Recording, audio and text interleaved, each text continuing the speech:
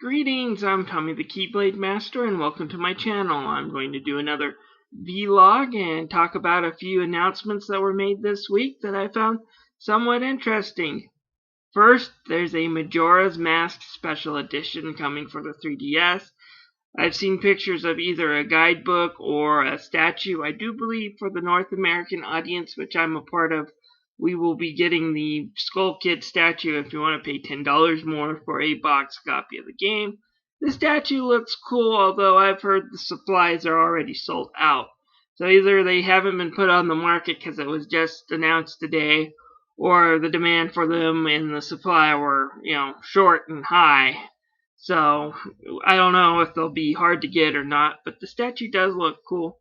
If it's still available by the time I'm able to pre-order, I might get me one. And the book, I guess, was supposed to be some sort of guidebook to Majora's Mask. So these are some cool extras, whichever one we get. Next up, I want to talk about is the PlayStation 4's ability to stream PS3 games in a subscription service. I'm kind of a little bit of both ways on this. It sounds cool. Now, I went with the competition mainly because Xbox was cheaper at the time and I thought it was a good deal. There are going to be, of course, probably more Sony exclusives than Microsoft exclusives that I'm interested in. And as a real gamer, I'll probably end up investing in a PS4 before the end of this generation. Just not right now. There's plenty of games on last generation that I'm going to enjoy.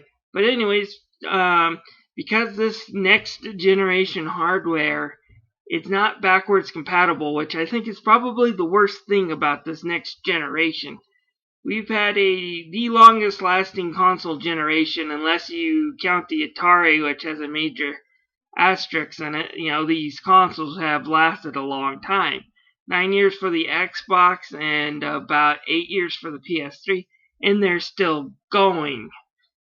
And on top of that, there's a whole bunch of digital content. Some of it digital only, and some of it games I purchased because they were on cheap that are only playable on them. And I thought that was a real bad decision not to find some way for me to play the games I've already bought on the next generation. At least the digital games. I can understand the physical. You have to put in parts and stuff. So now it's the streaming service, I'm a little mainly because you have to pay a subscription now. The subscription is like, I think, $45 to $50 for a 3 months, and you get 100 PS3 games. So that's not bad. I've heard the video is a little bit knocked down. That's not to be too surprising, but my thought is if you get caught in a day where the broadband is low, you're going to end up actually having to buffer a video game. Now there's going to be a new frustration. I mean, it's bad enough having to wait for a YouTube video to buffer. Could you imagine the frustration of waiting for a game like Ratchet and Clank to buffer when you're in the middle of a fight? So I'm just a little bit not really ready to jump into that yet. Hopefully Sony can build that into something big.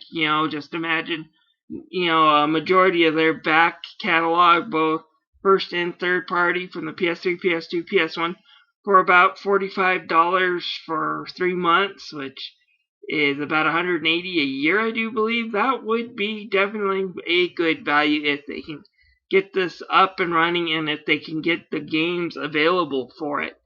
But that said, I'm not going to be trading in my PS3 anytime soon. Neat idea, but I'm not quite ready to jump full into streaming video games yet. But that's just my opinion. And then finally, a little bit of news also hit today that interested me. Now, last week I said I don't think the next Kingdom Hearts game is going to hit our shores this year. And might be wrong about it. Well, it's not an official source. It's not a higher up from Disney or Square Enix.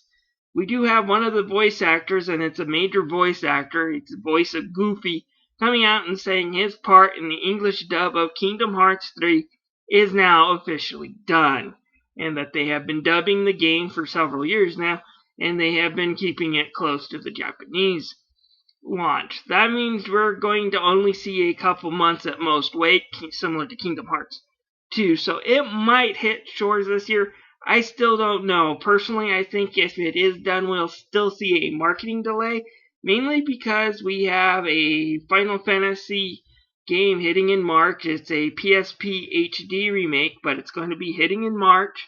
And then we're going to finally get Final Fantasy Versus 13 out this year, also called Final Fantasy 15 for those who aren't keeping up.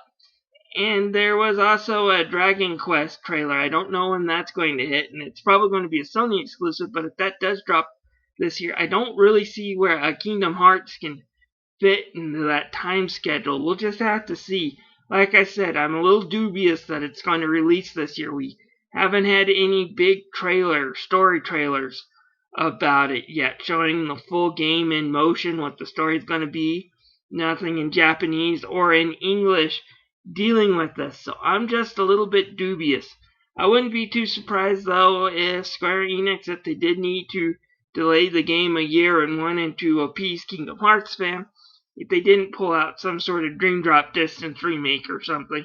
I don't know how they could do that on consoles without having to use some sort of second screen using a mobile device or something, because the DS game used touchscreens. But it's going to be interesting to find out. Anyways, that's just my 2 cents on some of the things I saw today and wanted to talk about real fast.